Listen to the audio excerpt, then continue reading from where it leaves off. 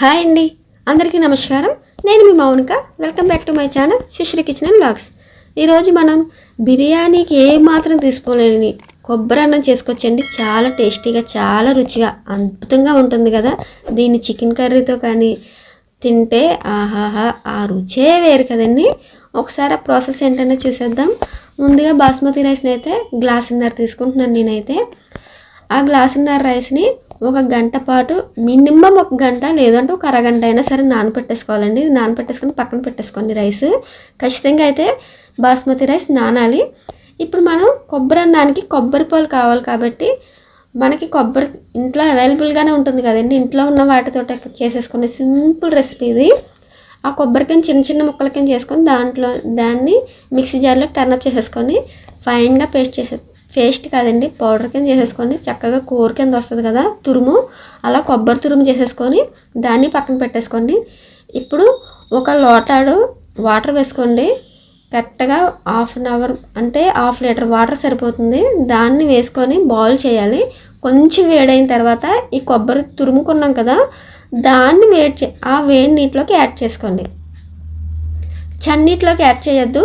వేడి నీటిలో మరీ వేడిగా అవసరం లేదు. జస్ట్ కొంచెం మరుగుతూ ఉంటాయి కదా, ఆ బబుల్స్ వస్తే ఫామ్ అవుతాయి కదా, అలా బబుల్స్ ఫామ్ అయినప్పుడు కొబ్బరి కూర వేసేసుకొని ఒకసారి మొత్తం కలిపేసుకోండి. ఇలా కలుపుకోవడం వల్ల ఏంటంటే కొబ్బరిలో ఉన్న పాలు మొత్తం వాటర్లో దిగి మనకి కొబ్బరి పాలు, మరి కొబ్బరి అన్నానికి కావాల్సిన కొబ్బరి పాలే కదండి. అందుకని చెప్పి ఈ కొబ్బరి పాలని చక్కగా ఒక క్లాత్లో వేసుకోండి. ఒక క్లాత్ వేసేసుకొని దాన్ని శుభ్రంగా పిండేసుకోండి. ఎంత గట్టిగా వీలైతే అంత గట్టిగా పిండుకోండి. కొంచెం వేడిగా ఉంటుంది కాబట్టి చూసుకొని పిండుకోండి. కొంచెంసేపు అయిపోతే చల్లారిపోతుంది కాబట్టి ఒక 2 నిమిషాలు చక్కగా మొత్తం అయితే మాత్రం పాలన్నీ పిండేసుకొని నేను చక్కగా పక్కన పెట్టేసుకోండి. ఆ పాలే మనకి రైస్కి టేస్ట్ వస్తుంది. అందుకే కొబ్బరి అన్నం అంటాం. కొబ్బరి అన్నం అంటే కొబ్బరి అయితే వేయం, కొబ్బరి తురుము పాలే వేసుకొని చేసేసుకోండి. పాలు అయిపోయింది కదండి. ఇప్పుడు నేను కుక్కర్లో చెప్తున్నా, మామూలుగా చెప్పేస్తాను, మామూలుగా అయినా సరే చేసుకోవచ్చు. ఇప్పుడు 2 స్పూన్లు ఆయిల్ వేసుకొని ఒక స్పూను నెయ్యి వేసుకోండి.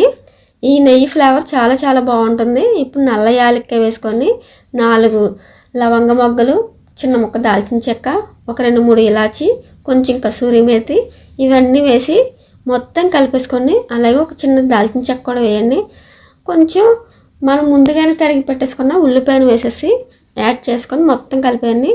దీంట్లో కొంచెం కరివేపాకు, మొత్తం ఇవన్నీ వేసేసుకొని కొంచెం వేగిన తర్వాత అల్లం వెల్లుల్లి పేస్ట్ వేయండి. దేనికైనా మనకి అల్లం వెల్లుల్లి పేస్ట్ ఫ్రెష్గా గ్రైండ్ చేసుకునేది అయితే చాలా చాలా బాగుంటుంది. ఒకసారి ట్రై చేయండి.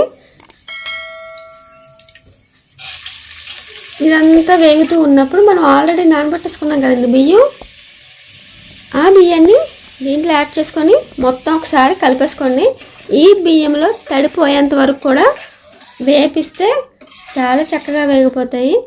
ఇప్పుడు ఈ బియ్యం వేగిన తర్వాత దీంట్లోకి కొంచెం ఉప్పు వేసుకోండి. మీ టేస్ట్ తగ్గట్టుగానే ఉప్పు అనేది యాడ్ చేసుకోండి. ఉప్పు కారాలు అన్నీ కూడా మీరు ఎంత తింటాము ఏంటనే దాన్ని బట్టే యాడ్ చేసుకోండి.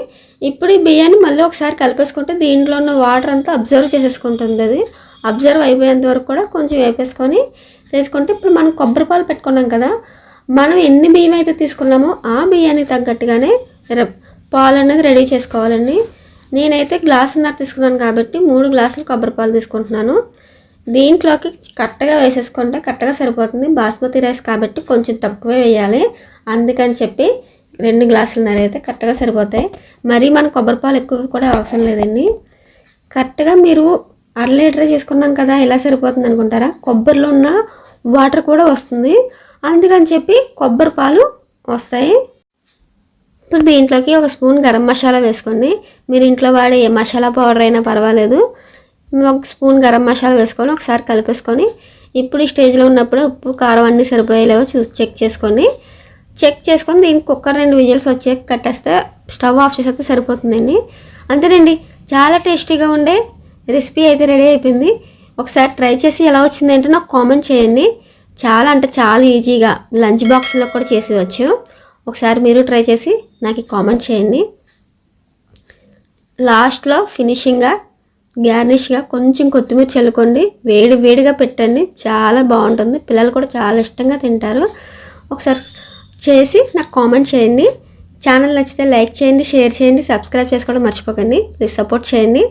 ఈ రెసిపీస్ ఎలా ఉన్నాయంటో నాకు కామెంట్ చేయండి. ఇంకేమైనా కావాలంటే నాకు కామెంట్ సెక్షన్లో కామెంట్ చేయండి.